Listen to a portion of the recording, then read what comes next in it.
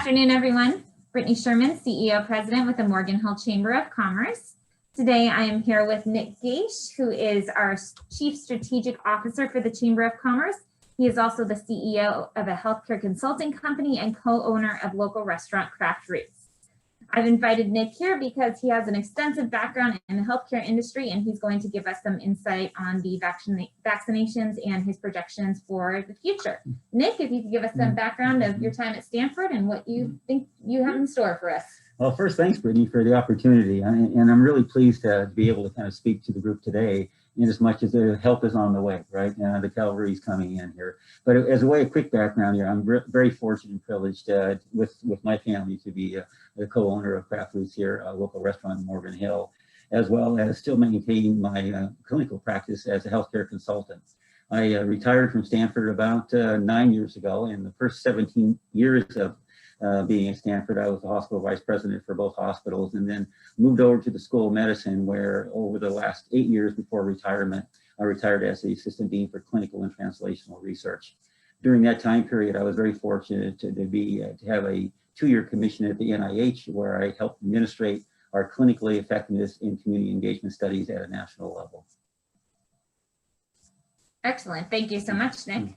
Now, if you could give us kind of your perspective and your overview from your work in the healthcare industry about these 2 vaccinations that we're hearing a lot about, one from Moderna and one from Pfizer coming out. Yeah, I think it may be helpful maybe just for a quick pause and just kind of level set the conversation. Yeah, in as much as, we are all facing probably the greatest public health challenge since 1918. And with that, the leaders, both our countries and at a global level, are really wrestling with really 2 problems. The first problem is how do you protect the health and safety of the individuals that are living within the environment or the country within each leader, as well as in how do you balance the economic survival of all the business sectors that are supporting common ground. So that in itself is such an enormous challenge to be able to have to work through. But the good news is, based on the global effort, there's been such a tremendous stride moving forward on the medical innovation perspective, and I think that's what we're here to kind of talk about this afternoon. If you take a look at medical innovation over the course of at least my lifetime, what we have seen is such an acceleration of great work, where within the first 9 months, we are already very close to concluding a phase 3 clinical trial, which is really unparalleled in the work that's done in clinical research. So based on the enormity of the challenge, as well as the participation at a global level, we're seeing medical science advancements that really has not been seen in quite some time, which not only brings hope and inspiration, but it also brings real world applications to the issue of the virus containment. Excellent. Okay, we can talk a little bit more. We can talk a little bit further about just how significant the medical innovation advancements really are. If you take a look at clinical trials as an overall process, clinical trials typically is conducted in 4 phases, which the first 3 phases is really about study participation, and phase 4 typically is after FDA approval, which is market surveillance. If we take a quick look at where we are today with the 2 companies, Pfizer and Moderna, it's really amazing for me to be able to sit here today and see a phase 1, phase 2, and phase 3 trial being concluded at a point of close to 8 to 9 months. Typically and traditionally, clinical trials through those first 3 phases can take anywhere from 6 to 7 years. So based on the advancements of the science that we have and a global effort that's being applied to the issue itself, we're seeing strides in medical innovation that really has not been seen in decades from my perspective as well, which is all great news, because of what we're finding at this point is both with Pfizer and with Moderna, the clinical efficacy of the vaccine itself is in the range of the mid 90%, which is truly unparalleled as it relates to the safety and the effectiveness of what we may see in the vaccines that will soon to come. That in itself is such an advancement of traditional work that is truly amazing. And so when we say help is on the way, we're really at a point now where we're trying to bridge the mitigation efforts to contain the virus to hopefully a point at the beginning of 2021, we're actually now starting to see some real applications to be able to prevent the virus from actually seeing the infection rates that we have, which is purely miraculous at this point from my perspective.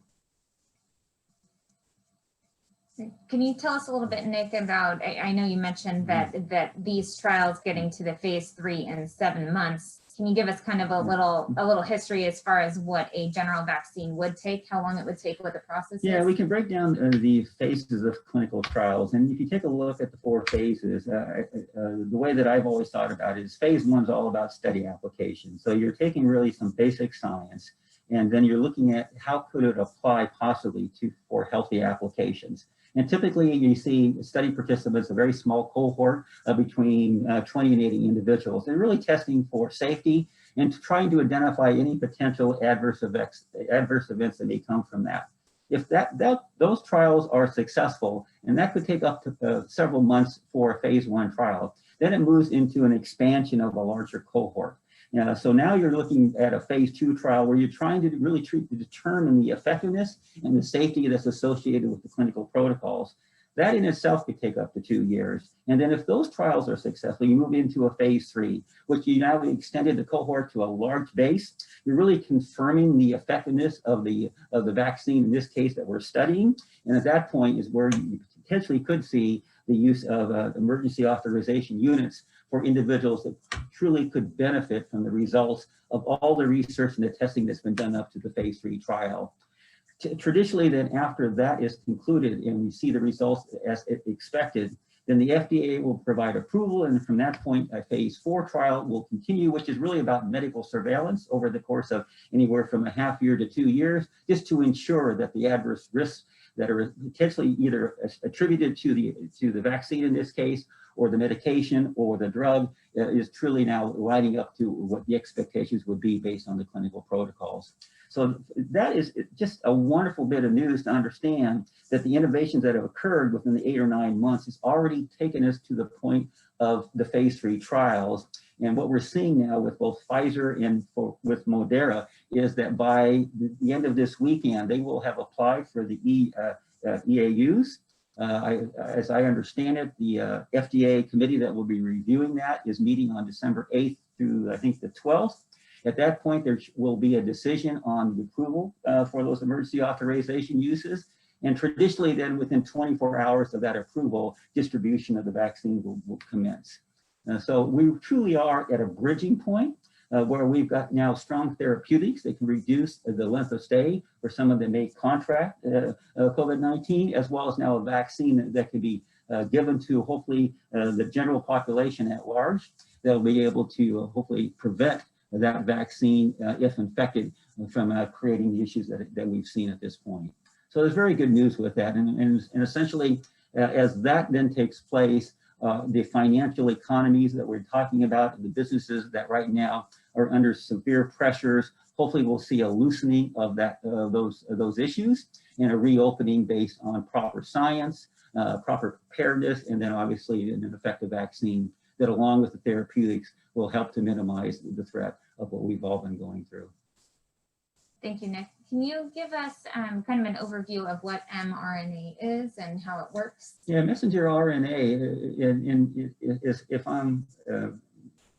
if my memory is serving me right, this may be the first vaccine that's used the messenger RNA as that source. Yeah, and essentially, the difference there is the messenger RNA is really sending to our bodies a game plan or a roadmap that, if infected, how to counter the virus as it's been implanted into our cells, which is different from traditional vaccines that typically use an attenuated virus. Then the body then learns to build antibodies around that. So at this point, we've become much more specific and defined on the playbook that allows us to be able to build the antibodies, to be able to hold back the infection, which is really a novel way to be thinking about the science moving forward, which I think at some level is the strength that has come from all the pain that we've seen over the last 9 months.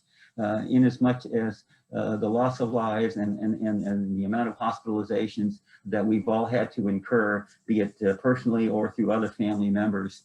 this type of vaccine, I think, is truly targeted at the issue at hand. And of course, time will tell, but hopefully what we will evolve to is a vaccine that will not only prevent us from the infections that the virus is delivering, it'll also allow us to be able to hold back the transmission as far as if you are infected, or as important to that, potentially actually deflect it before it actually implants into the body. So there's much more work ahead as relates to the vaccines that will be delivered hopefully in the near future. So that'll all come with time and effort. But more importantly, we've got now strong medical science with a very strong target on how to deal with that problem.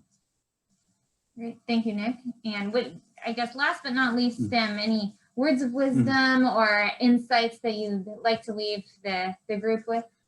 Oh boy, that's always a good question. Words of wisdom. I think what I could share with we're moving past the point of just hoping for a solution. We now have real life evidence-based medicine that's going to provide a game changer for us in the near future. And now certainly what we'll be waiting for is how that will be disseminated and brought out on a global effort, which is a logistics issue, but can be solved as well. And we've got brilliant people that are working on that. So I'm excited and inspired to understand that the path at the end of the tunnel now has a brighter light. And with that, we can now potentially level set how we all feel and live within the current environment, which from a business perspective should allow us to understand how to bridge that gap, because we actually do have help on the way. Great. Thank you, Nick. Thank you for everyone that tuned in with us today. Thank you, Nick Gaich, for your time and insight and healthcare knowledge.